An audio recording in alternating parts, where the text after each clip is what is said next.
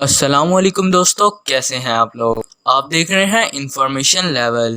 تو آج کی اس ویڈیو میں ہم بات کریں گے علامہ ضمیر اختر نقوی، جس لندن جعفری کا واقعہ سناتے ہیں۔ یہ شخص کون ہے، کربلا میں ان کے ساتھ کیا واقعہ پیش آیا اور لندن جعفری کا انتقال کب ہوا؟ تو اگر ویڈیو پسند آئے تو اسے لائک کریے گا۔ تو چلیے ویڈیو کو شروع کرتے ہیں۔ دوستو، علامہ ضمیر اختر نے مجلس میں ایک دفعہ ایک واقعہ سنایا جس میں انہوں نے ایک کتاب کا حوالہ دیتے ہوئے کہا کہ لندن جعفری کربلا میں چھت سے گر کر مر گیا اور ان کی والدہ کی منت مانگنے کے بعد وہ دوبارہ زندہ ہو گئے۔ مجھے زندہ بیٹا چاہیے۔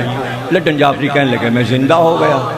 جب میں زندہ ہو گیا تو اماں نے منت مانی کہ جب یہ جوان ہو جائے گا تو میں اس کو لے کے آؤں گا۔ یہ ویڈیو سوشل میڈیا پر وائرل ہو گئی اور اس پر طرح طرح کے میمز بننے لگے اور علامہ ضمیر اختر کا مذاق اڑایا جانے لگا۔ ایک دفعہ تو علامہ ضمیر اختر نے فیس بک پر ان کا مذاق اڑانے والوں کو جاہل کہہ کر جواب دیا۔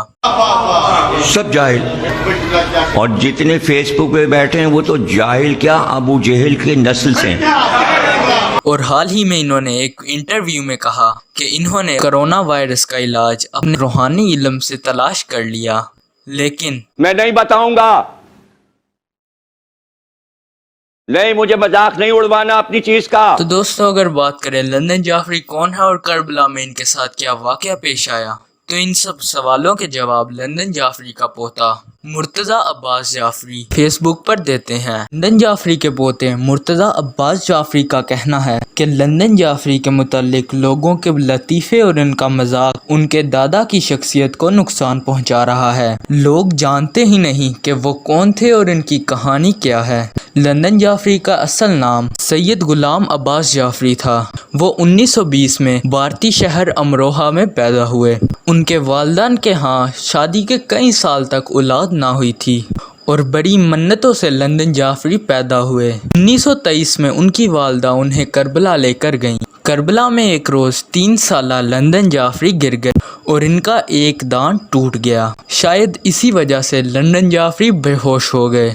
کئی گھنٹے بے ہوش رہنے کے بعد رات کو وہ ہوش میں آئے اور چلنے پھرنے لگے۔ ان کے بے ہوش ہونے کے بعد ان کی والدہ اور وہاں موجود تمام لوگ انہیں رو دو بیٹھے تھے کہ شاید لندن جعفری مر گئے، لیکن جب وہ دوبارہ ہوش میں آئے تو اکثر لوگ اسے معجزہ قرار دینے لگے اور لوگ کہنے لگے کہ لندن جعفری مرنے کے بعد دوبارہ زندہ ہو گئے۔ اور جس طرح علامہ ضمیر اختر نے لوگوں کو ہمارے دادا کے بارے میں غلط کہانی سنائی، اس پر ہم بالکل بھی خوش نہیں ہیں۔ اس پر لوگ جس طرح لطیفے بنا رہے ہیں اور لندن جعفری کا مذاق اڑا رہے ہیں، اس پر ہمارا دل بہت دکھی ہے اور ہم اپنے بزرگ کا مذاق مزید برداشت نہیں کر سکتے۔